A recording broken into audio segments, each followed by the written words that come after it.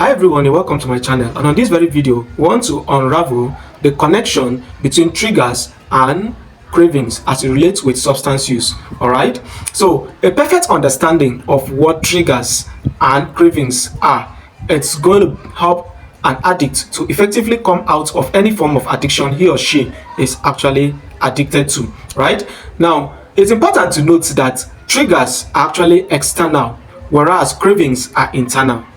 So cravings comes from within, whereas triggers come from without. And whenever we're talking about triggers, we consider things such as place, activities, as well as persons. And when we talk about things such as cravings, we're talking about those factors within you that will increase that urge or tendency to carry out any action or to indulge yourself in that form of addiction. Right now, what exactly is trigger?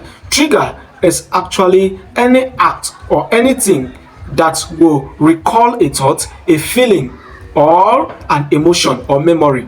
So any activity, anything, any act at all that will make an individual to recall a thought, to recall a memory, or to recall a feeling, that particular act or that particular thing, it's referred to as a trigger. Another name for trigger would be clue, right? So clue, a cue can actually be interchanged for a trigger. Now, a craving is actually an internal struggle or urge that would make an individual to engage in an act. So cravings are actually internally generated. Now, how does it relate with substance use? It's a very complex relationship between staying sober and also going back into the substance, which we call relapse. How did it play? How does it play? Before we talk about how trigger and craving connect with substance use, it's important we need to know the role of each of them, right?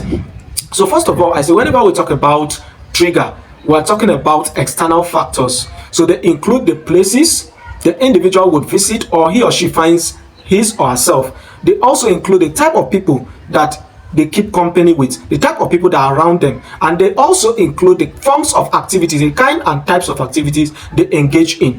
So for instance, someone that is engaged in internet fraud would be more likely to indulge in substance use. Someone that is promiscuous will be more likely to indulge in substance use. So it is also more likely that someone who finds his or herself in game centers will be more prone to go into gambling addiction. Someone who is always in a search or quest to get new trending habits, new trending behaviors or lifestyle is more likely to engage in internet or social media addiction, right? So the form of activities or the kinds of persons or the environment the person finds his or herself would determine if he or she will indulge in any form of addiction. Now, cravings are actually those things that are internal. So when we talk about craving, we can't fully understand cravings until we understand the reward pathway, the goal system, and the stop system. And these are actually brain related factors, right? Now, when we talk about cravings, I've said we must perfectly understand the goal system, the stop system, and then the reward system. The three of them, they are actually what helps survival to take place. So you can't survive without these three phenomena, which are the reward system, the goal system, and then the stop system. The stop system is what tells you to continue in an act or to stop an act. It is what will tell you that it is enough. The reward system is what will make you feel happy. It is what will reduce the sense of discomfort. While the goal system, it is what would make you carry out that act that will bring relief, that will bring comfort and pleasure. Now, what exactly is responsible for the stop system? It is the prefrontal cortex. What exactly is responsible for the stop system? It is the prefrontal cortex. The prefrontal cortex, which is a part of the brain, is what will tell you this action is enough. This stimulation is enough. This feeling is enough. There's no need to get more. Now, the goal system is the amygdala. It is the amygdala that will always make you take that action. It is what is responsible to help you move towards actions that gives pleasure, actions that relieves discomfort. While the reward system, it is what is responsible to tell you that the act or the action you took was actually helpful to you, it was actually pleasurable. And it builds memory around every pleasurable activities as well as every discomforting activities. How does it relate then with cravings? Whenever you eat food, it gives you the pleasure of satisfaction. Whenever you have sex, it gives you the pleasure of feeling connected, feeling love and bond. Whenever you indulge in gambling, it gives you a feeling of achievement, financial reward. When you engage in social media activities, it gives you the pleasure of social connectedness. So therefore, if these feelings comes up, which the interpretation is done by the basal ganglia, which is responsible for the reward system, and there is an hormone which acts in making you feel if that activity was pleasurable or not. That hormone is called dopamine, and when you feel good, it will help boost your emotions or your mood. And now the hormone responsible that whenever you get any pleasure or any stimulation that is either rewarding or discomforting, that hormone that will give the appropriate mood or emotion is called serotonin. Whereas dopamine is what will make you have that sense of feeling good, right? So both the serotonin and dopamine, they work hand in hand for an individual to feel that sense of reward, that sense of feeling good, that sense of feeling happy, that sense of accomplishment. Now, the basal ganglia is what is responsible for all this, whereas the amygdala is just like a servant. It responds to any action or any desire of the basal ganglia. The amygdala responds to any call, any direction, any instruction that comes from the basal ganglia. So when the basal ganglia tells the system that this activity that you are engaging in, or this action you are engaging in, or this thing you are taking is giving me that sense of feeling good, that sense of pleasure, and it is relieving discomfort, the amygdala will have no choice than to obey and to continue engaging in that action that will produce that stimulation or that sense of feeling good. Whereas the prefrontal cortex, it is more rational. It is what helps you in decision making. So it will tell you if the action that has produced that reward, if it is enough, if it is sufficient enough for you to stop, right? But the difference in the both, that is the difference between the prefrontal cortex and then the basal ganglia, is that the amygdala, it is subtle in nature. It is not loud. Whereas the basal ganglia is dominant in nature. At the same time, it is loud in its stimulation. So therefore, if the amygdala wants to take the action based on which stimuli is coming up, it is the one that is more dominant and loud. Hence, the basal ganglia, which only focuses on reward, will push the individual to engage in that action. This is the interpretation or the explanation for cravings.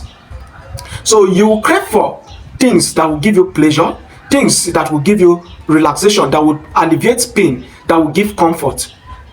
And because your brain is only craving for those things that will not cause pain and then would give you pleasure, it will create a memory around that activity, around that action, around that environment, so that you will always find this individual moving towards environments where they are using this substance, going towards people that uses this substance, because the memory has been created. So okay, whenever I feel hungry, where can I go to get food?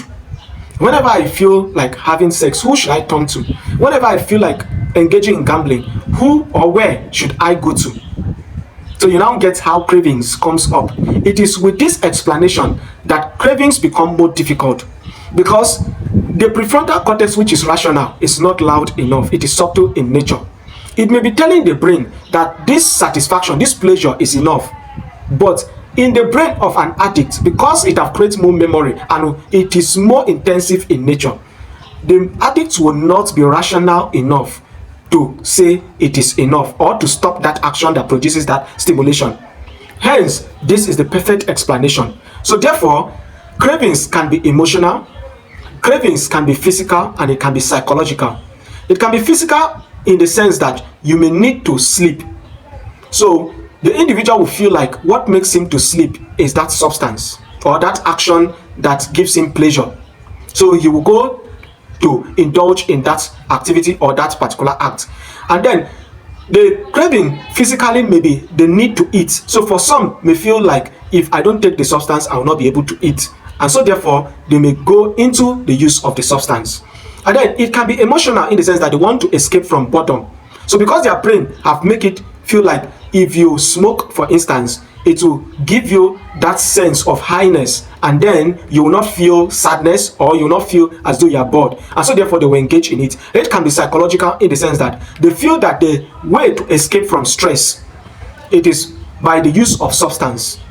Therefore the craving for using substance will be high whenever they are under stress or distress.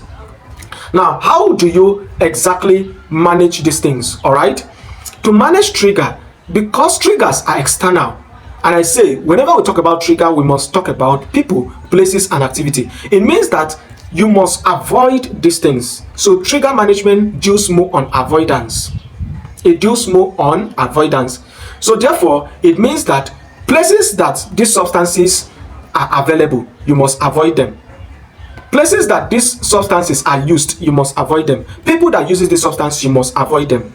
Activities that will make you want to use it, that will bring those thoughts back, you have to avoid them. Whereas we'll talk about craving because they are internal, which I have explained using the reward system, the stop system, and the go system. You will use things such as deep breath. Sometimes it may be very overwhelming. You need to breathe in and breathe out to feel relaxed.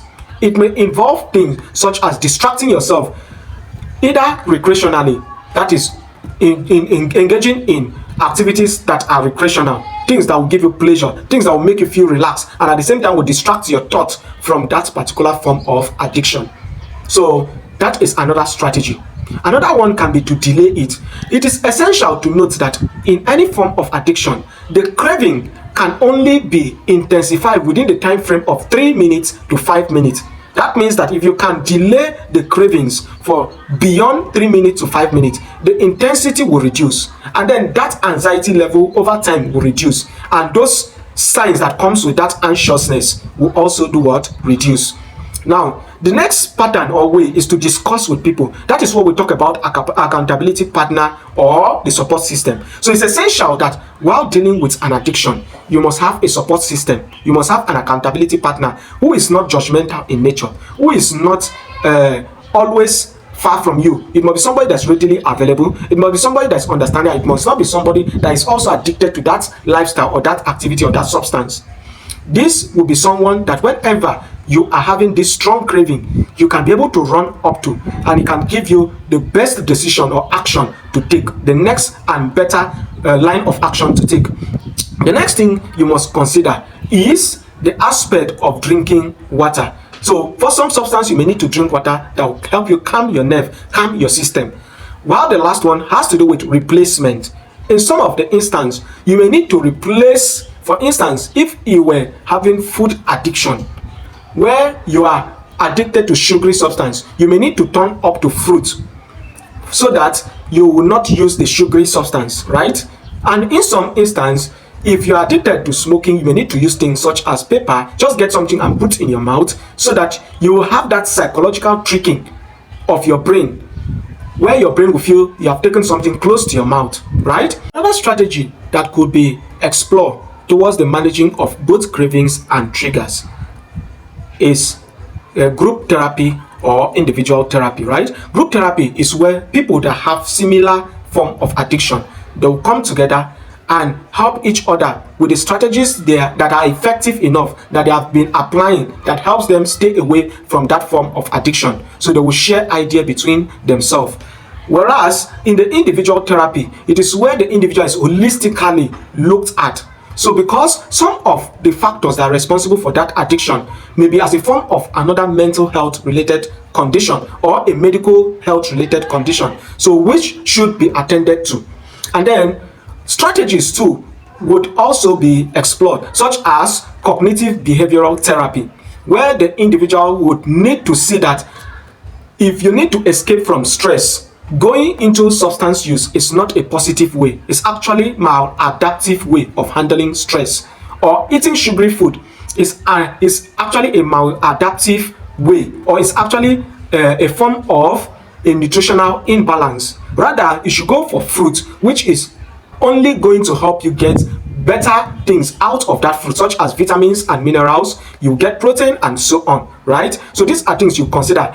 Fruits also help you get fiber, so which will even help you overcome constipation, right? So you have to restructure the mind of that individual. You have to help him see that all this pattern he was running to as a form of escape from the prevailing circumstance is actually maladaptive in nature, and they are negative and harmful to his or her health, both mentally, physically, and emotionally. The next thing you have to consider is that you must also look at the aspect of self-care. So self-care in the sense that you must give yourself time for relaxation, time for meditation, time to rest. So not all stress that you need medication to handle them. Some you just need to take a bath. Some in fact, it's not even all time that most difficulty in sleeping needs medication. You just need to have a calm environment. You need to take your bath. You need to eat less food during sleep hours. You need to take away gadgets close to your sleeping environment. These things will help you sleep very well. It will help you eat very well. It will help you manage your stress very well, rather than resorting to substance use, right? So the next one is that when these feelings come, you don't need to fight it in the sense that you have this internal struggle. It will only increase the anxiety. Rather, you need to redefine the feeling, right? You need to redefine the activity, the action you need to take. So if, for instance, it was as a result of, let's say, a friend that was close to you, you need to redefine it that the friend has his or her life to face while you have your life to face, and that it is directly affecting your health and not his health each time you engage in that form of addiction. And this will help you learn to say no where you need to say no. So the next thing you need to do is to create boundaries. You need to create boundaries to both your work life and your personal life, so that you have time to face things that will help you grow, and then do away with frivolities, right? So haven't explained all this. If you have any question, do let us know in the comment box and we're going to attend to it. So by way of summary, we have said that both cravings and triggers are both intertwined, and they are factors that are responsible for individuals going back to substance use, and they can be very complex. So the individual needs to understand that cravings are internally generated while triggers are externally motivated, right? So the trigger can be someone that is provoking him, can be an environment that makes him feel angry, can be an activity that is bored. It can be engaging in activities that are overstimulating to him, that he needs to get more excitement. It can also be people who are using close to him because of the smell and so on, or because of the sight of the substance. It can be the activity he's engaged in, it can be the place he finds himself, it can also be the people around him. While cravings is as a result of the interplay between the physiological system, the emotional system, and then the psychological system, right? For instance, the physical system, which has to do with mostly the role of the prefrontal cortex, where you have the leptin. The leptin is responsible to tell you that whatsoever you are taking is enough, while ghrelin is helping you to say that you have not eaten today, please, it's time enough for you to go and look for what to eat. But in the case of substance use, this artificial reward system, which is because of the interplay of certain hormones such as the serotonin and the dopamine, it will change it so that the individual appetite will rather increase for the use of the substance, and then will reduce the ghrelin. Its role will be exaggerated, while the leptin, its activities will rather be reduced, which is what will be responsible for telling you it is enough. What will rather be responsible for telling you that you need more is what will be increased, right? So these are the interplays that play within cravings and trigger, and that because this substance use or any form of addiction, they are habitual in nature. You do not just start it one day. So you will need time, you will need patience, you also need information, you need assistance, the support from professionals for you to be able to master these strategies that will help you to handle your cravings very well, to identify them, because the starting point is the first of all to recognize that there are external factors that are responsible for you always going back to that form of addiction, and then the strategies on how to handle it. Having understood this, I look forward to that moment where this channel becomes your most favorite click. For now, thank you for coming this far. Let me know how you feel about this discussion. Thank you.